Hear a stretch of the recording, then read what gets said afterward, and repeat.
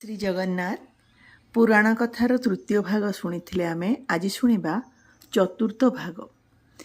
ଏହି ଭାଗରେ ଆମେ ଦେଖିବା ଶିବ କିପରି ବ୍ରହ୍ମାଙ୍କର ମୁଣ୍ଡ କାଟିଲେ, ବ୍ରାହ୍ମୀ କିପରି ଶତରୂପା ହେଲେ ଏବଂ ମନୁଙ୍କ ସହ ତାଙ୍କର ବାର୍ତ୍ତାଳାପ, ଏହିପରି ବିଭିନ୍ନ କିଛି ଜିନିଷ ଏଥିରେ ଦେଖିବା। ବ୍ରହ୍ମାଙ୍କ ଶରୀରରୁ ମନୁ ତାଙ୍କ ପୁତ୍ର ଭାବରେ ଏବଂ ବ୍ରାହ୍ମୀ ତାଙ୍କ କନ୍ୟା ଭାବରେ ଜନ୍ମ ନେଲେ। କିନ୍ତୁ ଏକ ଅଭିଶାପ ହେଉଛି ଅଭିଶାପ, ଏହାର କୌଣସି ସମ୍ପର୍କ ନଥାଏ। ଥରେ ଯଦି ଅଭିଶାପ ଉଚ୍ଚାରଣ ହେଇଗଲା ତେବେ ପ୍ରାକୃତିକ ନିୟମରେ ଏହା ଏକ ଅଂଶ ହେଇଯାଏ ଏବଂ ନିଶ୍ଚିତ ଭାବରେ ଘଟିଥାଏ। ଯେମିତି ଗୋଟେ ସର ପରି ଏହା ପାଖକୁ ମାଡ଼ି ଆସେ। ନାରଦ ଅଭିଶାପ ଦେଇଥିଲେ ବ୍ରହ୍ମାଙ୍କୁ। ସେ କହିଥିଲେ, ତୁମେ ସେହି ଜିନିଷକୁ ଇଚ୍ଛା କରିବ ଯାହାକୁ ଇଚ୍ଛା କରିବା ଅନୁଚିତ। ଏବେ ସେଇ ଅଭିଶାପ ତାଙ୍କର ଫଳ ହେବାକୁ ଯାଉଥିଲା। ବ୍ରହ୍ମା ନିଜ କନ୍ୟାକୁ ପାଇବାକୁ ଇଚ୍ଛା କଲେ। ସେ ବ୍ରାହ୍ମୀଙ୍କୁ ଦେଖିଲେ, ତାଙ୍କୁ ସେ ପାଇବାକୁ ଇଚ୍ଛା କଲେ। ବ୍ରାହ୍ମୀ ଅତ୍ୟନ୍ତ ସୁନ୍ଦରୀ ନାରୀ ଥିଲେ ଏବଂ ସୃଷ୍ଟିକର୍ତ୍ତା ନିଜର ସୃଷ୍ଟି ପ୍ରତି ନିଜେ ମୋହିତ ହୋଇଗଲେ। ଯେମିତି ବ୍ରାହ୍ମୀ ତାଙ୍କ ସମ୍ମୁଖରେ ସମ୍ମାନ ଜଣାଇବାକୁ ଠିଆ ହେଲେ, ସେ ତାଙ୍କର ଉଦ୍ଦେଶ୍ୟ ବୁଝିପାରିଲେ। ତାଙ୍କ ଆଖିରୁ ପ୍ରେମ ନୁହେଁ, କେବଳ କାମନା ବାହାରୁଥିଲା, ଅତୃପ୍ତ କାମନା। ବ୍ରାହ୍ମୀ ତୁରନ୍ତ ବ୍ରହ୍ମାଙ୍କ ସୃଷ୍ଟିରୁ ବଞ୍ଚିବା ପାଇଁ ତାଙ୍କ ଡାହାଣ ପଟକୁ ଚାଲିଗଲେ। କିନ୍ତୁ ବ୍ରହ୍ମାଙ୍କର ସେହି ପାର୍ଶ୍ୱରେ ଗୋଟେ ଦ୍ୱିତୀୟ ମୁଣ୍ଡ ଗଜୁରି ଉଠିଲା, ଯେ ସେ ତାଙ୍କୁ ଦେଖିପାରିବେ। ବ୍ରାହ୍ମୀ କ'ଣ କଲେ ନା ତାଙ୍କ ବାଁ ପଟକୁ ଘୁଞ୍ଚିଗଲେ। ସେଠି ତାଙ୍କର ଗୋଟେ ତୃତୀୟ ମୁଣ୍ଡ ବାହାରି ପଡ଼ିଲା ବ୍ରହ୍ମାଙ୍କର ତାଙ୍କୁ ଦେଖିବା ପାଇଁ। ପୁଣି ଯାଇ ତାଙ୍କ ପଛପଟେ ଠିଆ ହେଲେ, ତାଙ୍କର ଚତୁର୍ଥ ମୁଣ୍ଡ ବାହାରି ପଡ଼ିଲା ବ୍ରହ୍ମାଙ୍କର। ସମ୍ପୂର୍ଣ୍ଣ ଭାବରେ ହତାଶ ହୋଇ ବ୍ରାହ୍ମୀ କ'ଣ କଲେ ନା ଆକାଶକୁ ଉଠିଗଲେ। କିନ୍ତୁ ସୃଷ୍ଟିକର୍ତ୍ତାଙ୍କର କାମନାର କୌଣସି ସୀମା ନଥିଲା। ତାଙ୍କର ଗୋଟେ ପଞ୍ଚମ ମୁଣ୍ଡ ଚାରି ମୁଣ୍ଡ ଉପରେ ଗଜୁରି ଉଠିଲା। ସେ ବ୍ୟାକୁଳ ହେଉଥିଲା ବ୍ରାହ୍ମୀଙ୍କୁ ପାଇବା ପାଇଁ। ସେମାନଙ୍କ ଭଉଣୀକୁ ବିପଦରେ ଦେଖି ମରିଚି ଆଦି ସପ୍ତର୍ଷି ସେମାନେ ସମସ୍ତେ କ'ଣ କଲେ ନା ତାଙ୍କ ପିତାଙ୍କୁ ସାବଧାନ କରିବାକୁ ଏବଂ ତାଙ୍କୁ ଲଜ୍ଜିତ କରିବା ପାଇଁ ଦୌଡ଼ିକି ଆସିଲେ। ସେମାନେ କହିଲେ ଯେ ନାରଦର କଥାରେ ଆପଣ ବଶୀଭୂତ ହୁଅନ୍ତୁ ନାହିଁ। ଆପଣ ହେଉଛନ୍ତି ପରମ ସୃଷ୍ଟିକର୍ତ୍ତା। ଆପଣ ନିଜ କନ୍ୟା ପ୍ରତି ଏପରି ଅପବିତ୍ର ଭାବନା କିପରି ରଖିପାରୁଛନ୍ତି? ବ୍ରାହ୍ମୀଙ୍କୁ ଏକ ଦିବ୍ୟ ଉଦ୍ଦେଶ୍ୟରେ ଆପଣ ସୃଷ୍ଟି କରିଛନ୍ତି। ଏପରି କାର୍ଯ୍ୟ କରନ୍ତୁ ନାହିଁ ଯାହା ଆପଣଙ୍କର ସମଗ୍ର ସୃଷ୍ଟିକୁ ଅଶୁଭ କରିଦେବ।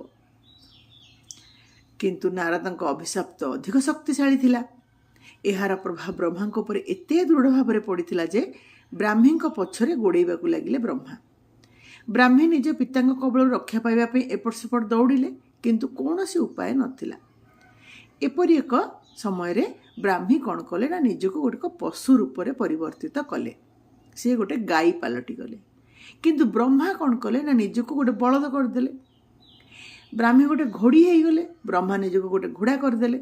ବ୍ରାହ୍ମୀ ବତକ ହେଇଗଲେ, ବ୍ରହ୍ମା ନିଜକୁ ଗୋଟେ ବତଇ କରିଦେଲେ। ବ୍ରାହ୍ମଣୀ ହରିଣ ହେଇଗଲେ, ବ୍ରହ୍ମା ନିଜରେ ହରିଣ ପାଲଟିଗଲେ। ଏମିତି ଭାବରେ ଚାଲିଲା। ଶେଷରେ 100 ପ୍ରକାରର ଜୀବଜନ୍ତୁଙ୍କ ରୂପ ଧାରଣ କଲେ ସେମାନେ। ସରୀସୃପ, କୀଟପତଙ୍ଗ, ପକ୍ଷୀ ଏବଂ ସ୍ତନ୍ୟପାୟୀ ପ୍ରାଣୀ, ଆକାଶ, ସ୍ଥଳ, ନଦୀ ଏବଂ ସାମୁଦ୍ରିକ ପ୍ରାଣୀ। ପ୍ରତିଥର ବ୍ରହ୍ମା ନିଜର ପୁରୁଷ ରୂପକୁ ତାଙ୍କ ନାରୀ ରୂପରେ ପରିବର୍ତ୍ତିତ କରି ଚାଲିଲେ, ଯାହାଦ୍ୱାରା ନର ଏବଂ ନାରୀର ସେହି ପବିତ୍ର ଦ୍ୱୈତ ଭାବ ଅପବିତ୍ର ହୋଇଗଲା। ଯେହେତୁ ବ୍ରାହ୍ମୀ 100 ପ୍ରକାର ରୂପ ଧାରଣ କରିଥିଲେ, ତେଣୁ ତାଙ୍କୁ ଶତରୂପା ନାମରେ କୁହାଗଲା। ଏବଂ ଏହିପରି ଭାବରେ ପୃଥିବୀରେ ସମସ୍ତ ପ୍ରାଣୀମାନଙ୍କର ଅସ୍ତିତ୍ୱ ଆସିଲା। ଶିବ ଖୁବ୍ ରାଗି ଯାଇଥିଲେ ଏସବୁ ଦେଖିକି। ସେ ସେଠି ପ୍ରକଟ ହେଲେ ଏବଂ ବ୍ରହ୍ମାଙ୍କୁ ନିନ୍ଦା କରିବାକୁ ଲାଗିଲେ। ବ୍ରହ୍ମା ଏବେ ସଚେତନ ହେଲେ। ନାରଦଙ୍କର ଅଭିଶାପ ଫଳି ସାରିଥିଲା। ସେ କ୍ଷମା ମାଗିଲେ, କିନ୍ତୁ ଶିବଙ୍କର କ୍ରୋଧ ଚରମ ସୀମାରେ ଥିଲା। ସେ କ'ଣ କଲେ ନା ବ୍ରହ୍ମାଙ୍କର ପଞ୍ଚମ ମୁଣ୍ଡଟିକୁ କାଟିଦେଲେ, ଯାହାଫଳରେ ତାଙ୍କର 4ଟି ମୁଣ୍ଡ ରହିଲା। ତାପରେ ଶିବ କହିଲେ ଯେ ଏପରି ନୀଚ ଚିନ୍ତାଧାରା କ୍ଷମାଯୋଗ୍ୟ ନୁହେଁ। ଆଜିଠାରୁ ତୁମର 4ଟି ମୁଣ୍ଡ ଅନୁତାପ କରିବା ପାଇଁ ସବୁଦିନ ପାଇଁ ବେଦ ପାଠ କରିବେ। ହଠାତ୍ ଶିବ ଅଟକିଗଲେ। କିଛି ଜିନିଷ ତାଙ୍କ ବାମ ହାତରେ ଲାଗି ରହିଥିଲା। ସେ ତଳକୁ ଚାହିଁ ଦେଖିଲେ ଯେ ବ୍ରହ୍ମାଙ୍କର କଟା ମୁଣ୍ଡଟି ତାଙ୍କ ହାତରେ ଲାଗି ରହିଛି। ଶିବ ଭ୍ରୁକୁଞ୍ଚନ କଲେ, କିନ୍ତୁ ପର ମୁହୂର୍ତ୍ତରେ ସେ ଅନୁଭବ କଲେ ଯେ ଜଣେ ବ୍ରାହ୍ମଣକୁ ଶିରଚ୍ଛେଦ କରିବା ବ୍ରହ୍ମହତ୍ୟା ସାଙ୍ଗେ ସମାନ। ଜଣେ ବ୍ରାହ୍ମଣଙ୍କୁ ହତ୍ୟା କରିବା ପାପ। ତେଣୁ ସେହି ମୁଣ୍ଡଟି ତାଙ୍କ ପାପର ଦଣ୍ଡ ସ୍ୱରୂପ ତାଙ୍କ ଶରୀର ସହ ଲାଗି ରହିଲା। କିନ୍ତୁ ମହାଦେବ ଯାହା କଲେ ତାହା ଠିକ୍ କରିଛନ୍ତି ବୋଲି ଶତରୂପା ଯୁକ୍ତି କଲେ, କହିଲେ ସେ କାହିଁ ଦଣ୍ଡିତ ହେବେ, ସେ ତ ଠିକ୍ କରିଛନ୍ତି।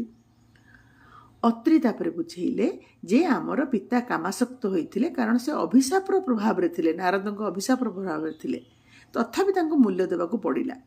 ସେହିଭଳି ମହାଦେବ ମଧ୍ୟ ନିଜ କର୍ମର ପରିଣାମ ଭୋଗୁଛନ୍ତି, ତେଣୁ ତାଙ୍କୁ ମଧ୍ୟ ଗୋଟେ ସାପ ଭଳିଆ ପଡ଼ିଛି।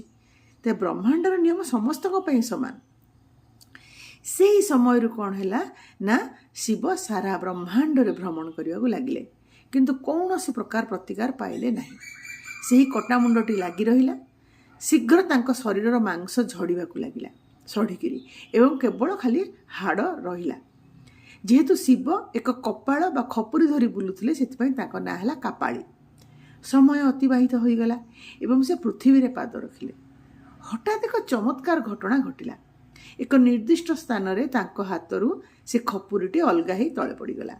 ଶିବ ଏଥର ପବିତ୍ର ହୋଇଗଲେ।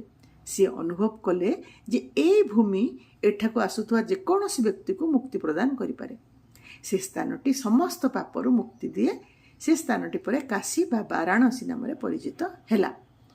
ଏହାର କିଛି ସମୟ ପରେ ମନୁ ଶତରୂପାଙ୍କୁ ଦେଖିଲେ ଯେ ସେ ଚିନ୍ତିତ ଅଛନ୍ତି। ସେ କ'ଣ କଲେ ନା ତାଙ୍କ ମୁଣ୍ଡଟିକୁ ଧୀରେ ତାଙ୍କ ହୃଦୟ ପାଖରେ ରଖି ପଚାରିଲେ, ତମକୁ କ'ଣ କଷ୍ଟ ହେଉଛି ପ୍ରିୟତମା? ଶତରୂପା କହିଲେ ଯେ ମୁଁ ଭୟଭୀତ। ମୁଁ ଏବେ ସ୍ତ୍ରୀ ଜାତିକୁ ଜନ୍ମ ଦେବାକୁ ଭୟ କରୁଛି। ଯଦି ଜଣେ ପିତା ନିଜ କନ୍ୟାକୁ ବିପଦରେ ପକାଇ ପାରନ୍ତି, ତେବେ କିଏ ସେମାନଙ୍କୁ ସୁରକ୍ଷିତ ରଖିବ? ଯଦି ସମସ୍ତେ ସେମାନଙ୍କୁ ଆଘାତ ଦିଅନ୍ତି, ତେବେ କିଏ ସେମାନଙ୍କୁ ସୁସ୍ଥ କରିବ? ସେ ନୀରବ ରହିଲେ। ତାଙ୍କ ଦେହ ଥରୁଥିଲା। ମୁଁ ଭୟ କରୁଛି। ମୁଁ ଏବେ ସେମାନଙ୍କୁ ସୌନ୍ଦର୍ଯ୍ୟ ଦେବାକୁ ଭୟ କରୁଛି, କାରଣ ପୁରୁଷମାନେ ସେମାନଙ୍କର ବସ୍ତ୍ର ହରଣ କରିପାରନ୍ତି। ମୁଁ ସେମାନଙ୍କୁ ଜ୍ଞାନ ଦେବାକୁ ଭୟ କରୁଛି, କାରଣ ପୁରୁଷମାନେ ସେମାନଙ୍କୁ ନୀଚ ଦେଖାଇ ପାରନ୍ତି। ମୁଁ ସେମାନଙ୍କୁ ପସନ୍ଦ କରିବାର ସୁଯୋଗ ଦେବାକୁ ଭୟ କରୁଛି, କାରଣ ପୁରୁଷମାନେ ସେମାନଙ୍କୁ ଅସ୍ୱୀକାର କରିପାରନ୍ତି। ମୁଁ ସେମାନଙ୍କୁ ଶକ୍ତି ଦେବାକୁ ଭୟ କରୁଛି, କାରଣ ପୁରୁଷମାନେ ସେମାନଙ୍କୁ ବିନାଶ କରିପାରନ୍ତି। ଏହା କହି ଶତରୂପା କ'ଣ କଲେ ନା ମନୁଙ୍କ ପାଖରୁ ଦୂରେଇ ଗଲେ। ମୁଁ ଭୟ କରୁଛି ମନୁ, ମୁଁ ଭୟ କରୁଛି। ପରବର୍ତ୍ତୀ ଭିଡ଼ିଓ ପୁଣି ଥରେ ଆପଣଙ୍କ ପାଖକୁ ନେଇ ମୁଁ ଆସିବି। ମୋ ସହିତ ଯୋଡ଼ି ହେଇ ରୁହନ୍ତୁ। ଚ୍ୟାନେଲକୁ ଲାଇକ୍, ସବସ୍କ୍ରାଇବ୍ ଓ କମେଣ୍ଟ ଦିଅନ୍ତୁ। ଧନ୍ୟବାଦ।